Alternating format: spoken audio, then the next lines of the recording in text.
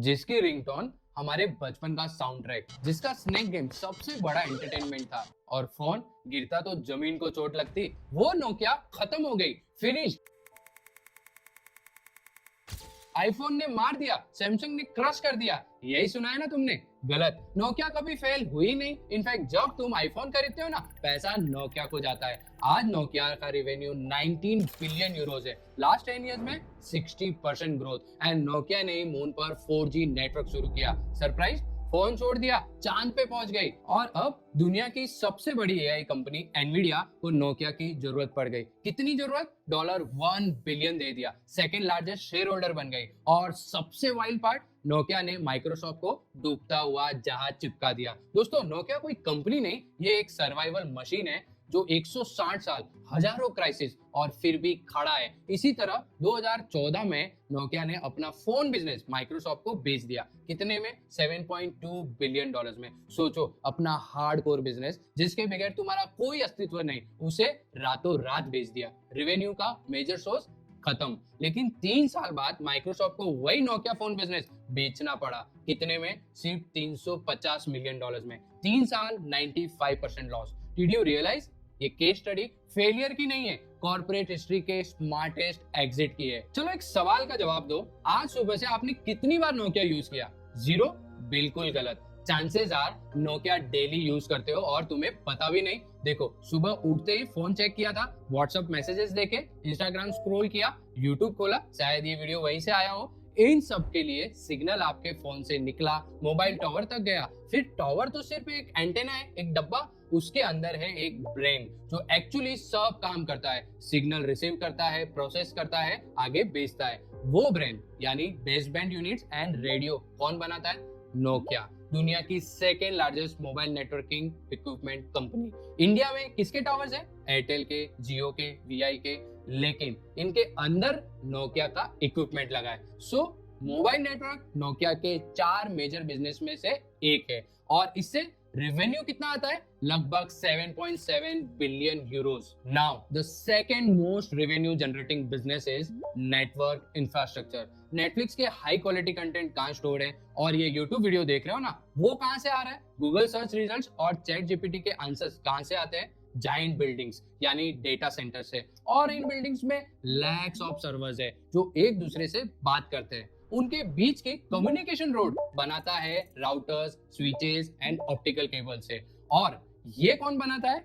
Nokia, जिससे 6.52 billion Euros की कमाई होती है। माइक्रोसॉफ्ट एज्योर नोकिया का कस्टमर, गूगल क्लाउड नोकिया का कस्टमर, अमेजॉन वेब सर्विस हाँ नोकिया का customer. Nokia controls 20% of global market share of this industry. Now the third business is cloud and network services. देखो, अब तक हमने सिर्फ hardware की बात की, but same mobile tower, same data centres को एफिशिएंटली ऑपरेट करने के लिए सॉफ्टवेयर की भी जरूरत पड़ती है और वो भी नोकिया प्रोवाइड करती है, जिससे 3.8 बिलियन यूरोस का रेवेन्यू होता है। एंड इनका फोर्थ बिजनेस रियली इंटरेस्टिंग है, नोकिया टेक्नोलॉजीज, जो सिर्फ अपने इन्वेंशंस के पैटेंट भाड़े पर देकर ईयरली 1.1 बिलियन यूरोस बैठे बैठे कमाती है। So total revenue of financial year 2024 is 19.22 billion Euros. पर ये ट्रांसफॉर्मेशन एक दिन में नहीं हुआ। 2013 में नोकिया सच में मर रही थी। तब उन्होंने ऐसे खतरनाक दाव लगाए जो बिजनेस हिस्ट्री में हमेशा रेफर किए जाएंगे। जनवरी 2013, नोकिया का एस्पो हेडक्वार्टर्स, फिनलैंड। अर्ली मॉर्निंग, एक कॉन्फ्रेंस रूम में 15 बोर्ड मेंबर्स बैठे हैं। चेयरमैन रिस्टो सेलास्मा अंदर आया, चेहरा टेंस। उसने स्क्रीन पे एक नंबर दिखाया, 1.7 बिलियन। लास्ट क्वार्टर का लॉस। रूम में कंप्लीट साइलेंस। सिलेस्मा ने बोला, जेंटलमैन, एट दिस रेट हम 18 महीनों में बैंकरप्ट हो जाएंगे। Stock prices 96% crash. हर महीने हजारों एम्प्लॉइज को निकाल रहे हैं। Company almost bankrupt. उस दिन उस रूम में जो डिसीजन लिए गए वो कॉर्पोरेट हिस्ट्री के सबसे कंट्रोवर्शियल मूव्स बन गए। अब नॉर्मल कंपनी होती तो क्या करती? कॉस्ट कटिंग, थोड़ा थोड़ा pivot, slowly slowly change. Nokia ने क्या किया? बिल्कुल अपोजिट। उन्होंने पहली बेट लगाई, इतनी रिस्की कि सुन के लगेगा पागलपन है। पहला बेट, फोन बिजनेस सेल ऑफ। लेकिन डील का स्ट्रक्चर देखो, माइक्रोसॉफ्ट को क्या बेचा?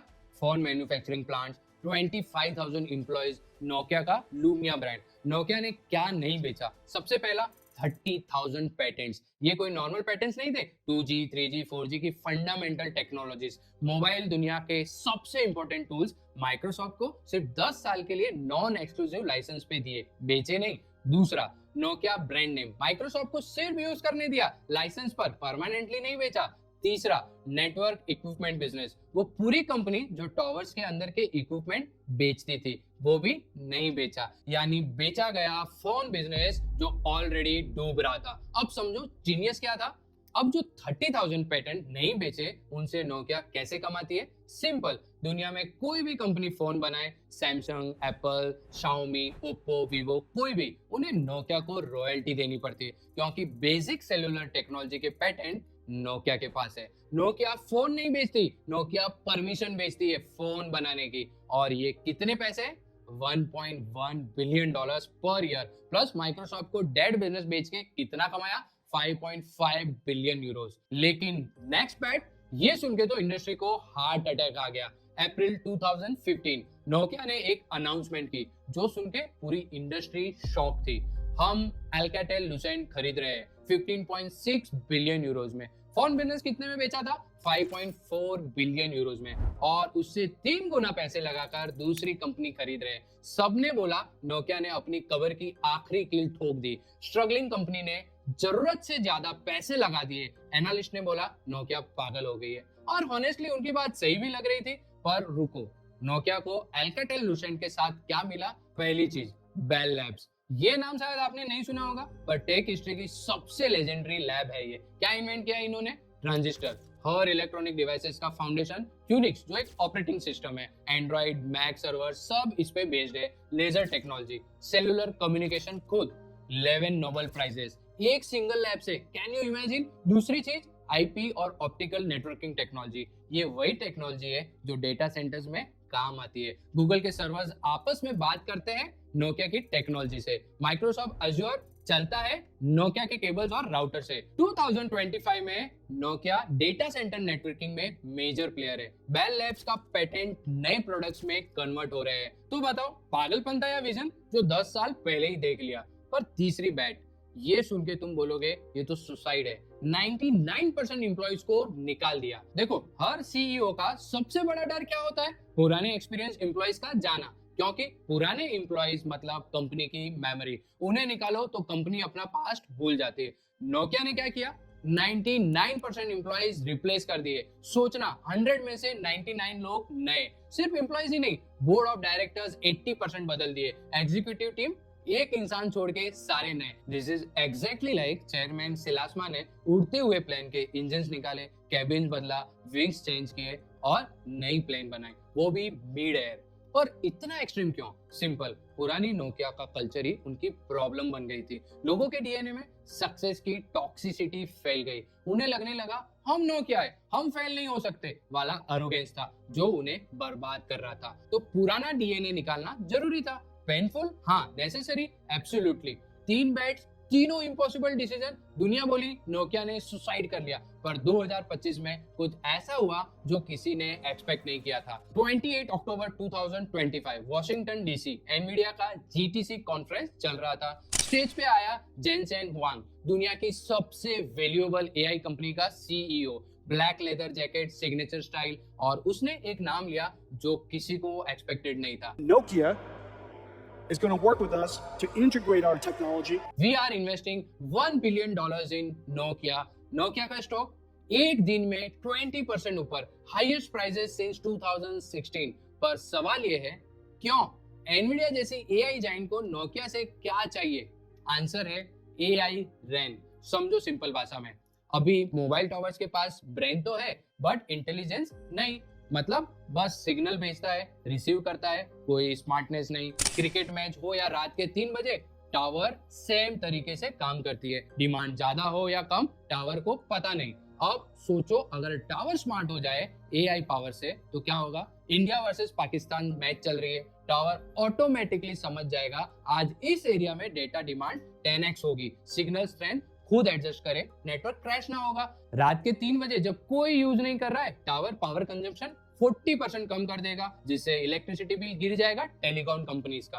और यूजर लोकेशन देख के ऑटोमेटिकली बैश सिग्नल रूट करेगा, कॉल ड्रॉप ना हो, बफरिंग ना हो। यही है AI RAN, artificial intelligence powered radio access network, हर मोबाइल टावर को इंटेलिजेंट बनाना। अब कनेक्ट करो डॉट्स। एनवीडिया के पास क्या है? दुनिया के best AI chips. AI computing में उनका कोई कंपटीशन नहीं है। उनके पास 3 ऑप्शन थे, हुआवी, एरिक्सन और नोकिया। हुआवी दुनिया की बिगेस्ट नेटवर्किंग इंफ्रा कंपनी है, बट उन पर बैन है यूरोपियन और वेस्टर्न कंट्रीज में।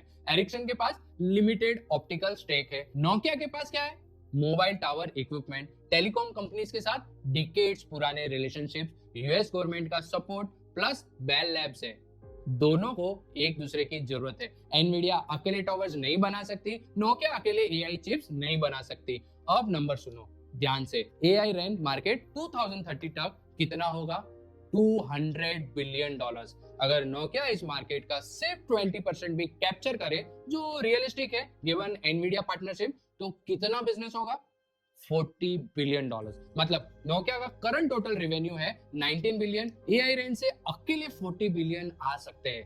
करंट रेवेन्यू का डबल एक सिंगल टेक्नोलॉजी से। इसलिए एनवीडिया ने 8,500 करोड़ लगाए।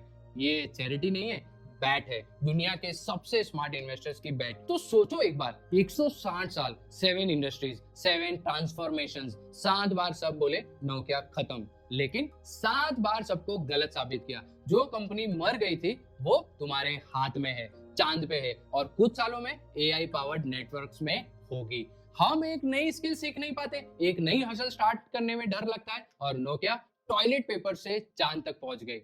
सोच के बताओ, अगर तुम्हारे कोर प्रोडक्ट डूब रहे हो, क्या तुम नोकिया की तरह उसे बेचकर नया फ्यूचर बनाने की हिम्मत रखते हो?